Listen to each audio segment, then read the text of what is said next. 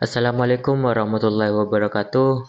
Saya Alifun Madani dari Tadris Bahasa Indonesia semester 3 kelas A. Di sini saya akan menjelaskan yaitu jenis-jenis hadis. Jadi, hadis itu tidak hanya perbuatan atau perkataan dari Nabi Muhammad SAW, tapi semua hal yang dilakukan oleh Nabi itu adalah bentuk dari hadis yang harus kita lakukan sebagai umat Islam. Ada 5 jenis hadis, yaitu pertama hadis qauli atau ucapan Nabi Muhammad. Nah, ini jenis hadis yang paling standar dan paling sering kita dengar. Hadis qauli ini simpelnya adalah segala sesuatu yang diucapkan langsung dari Nabi Muhammad SAW. Isinya itu biasanya macam-macam, mulai dari hukum agama, soal akhlak, akidah, sampai cara mendidik. Bayangkan, Nabi itu pernah memberikan ceramah atau menjawab pertanyaan dari sahabat. Nah, bicaranya beliau itu dicatat di hadis qauli. Contohnya yang paling terkenal itu tuh soal hadis niat. Sesungguhnya amal itu tergantung niat. Nah, ada juga contoh pas Nabi ditanya soal sahabat, amalan apa saja yang paling dicintai Allah? Terus Nabi itu menjawab urut. Salatlah tepat waktu, berbakti sama orang tua, terus jihad. Jadi poin utamanya itu di sini adalah kata-kata beliau. Terus yang kedua, hadis fi'ili atau perbuatan. Kalau yang ini beda. Tidak pakai perkataan, tapi pakai tindakan fisik. Hadis fi'li ini segala perbuatan atau tindakan Nabi yang dilihat sama sahabat. Terus sahabat menirunya dan sahabat memberitahu ke kita. Ini jadi contoh nyata gimana cara praktek ibadah atau kebiasaan Nabi itu.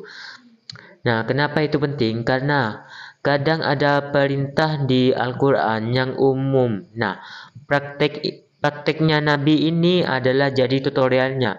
Contoh gampangnya yang ada Nabi kalau bangun malam itu sholat tahajud, beliau itu pasti gosok gigi dulu pakai siwak. Jadi meskipun Nabi nggak teriak-teriak nyuruh sikat gigilah kalian, tapi karena beliau selalu melakukan hal tersebut, jadi itu jadi sunnah buat kita. Yang ketiga yaitu hadis takriri, persetujuan atau diamnya Nabi. Nah, hadis takriri ini kejadian di mana sahabat melakukan sesuatu. Nabi tahu, baik itu melihatnya atau mendengar laporannya, tapi Nabi itu diam saja alias tidak melarang. Logikanya gini, Nabi kan itu tugasnya untuk meluruskan umat. Kalau ada sahabat berbuat salah atau haram di depan Nabi, pasti langsung ditegur. Nah, kalau Nabi itu hanya diam, itu artinya beliau itu setuju atau membolehkan perbuatan tersebut. Diamnya Nabi itu adalah tanda boleh atau halal. Contohnya yaitu soal makan daging dab. Sejenis biawak gurun, beda sama biawak air di Indonesia. Nah, waktu itu Khalid bin Walid makan daging dab di depan Nabi. Nabi sendiri itu gak mau makan karena beliau itu merasa jijik, tidak bisa makan, tidak biasa makan makanan tersebut di kampung halamannya.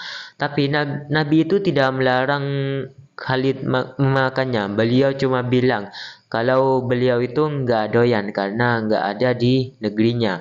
Tapi beliau itu membiarkan Khalid memakannya. Itu jadi dalil kalau daging dab itu hukumnya halal. Walaupun Nabi secara pribadi tidak suka memakannya. Yang keempat yaitu hadis hami, keinginan atau rencana. Nah, jenis keempat yaitu namanya hadis hami. Ini adalah sesuatu yang baru saja jadi rencana atau keinginan Nabi, tapi belum sempat beliau kerjakan karena beliau keburu wafat. Mungkin kita itu mikir, loh, belum dilakukan kok sudah jadi hadis. Jawabannya itu karena keinginan Nabi itu pasti isinya kebenaran dan syariat. syariat. Gak mungkin Nabi itu punya rencana yang ngawur. Contohnya adalah puasa tanggal 9 Muharram. Nabi pernah bilang, kalau tahun depan aku masih hidup, aku pasti akan puasa di tanggal 9, selain tanggal 10. Ternyata itu sebelum tahun depan datang, beliau itu sudah wafat. Jadi beliau belum sempat puasa tanggal 9 tersebut. Tapi karena beliau sudah ngomong pengen, itu artinya anjuran atau sunnah buat kita sampai sekarang. Nah, yang terakhir, hadis ahwali, keadaan fisik dan sifat Nabi. Terakhir, hadis ahwali, ini bukan soal hukum halal haram, tapi lebih ke biodata atau profil Nabi. Hadis ini menceritakan gimana ciri-ciri fisik Nabi dan gimana kepribadian beliau soal sehari-hari.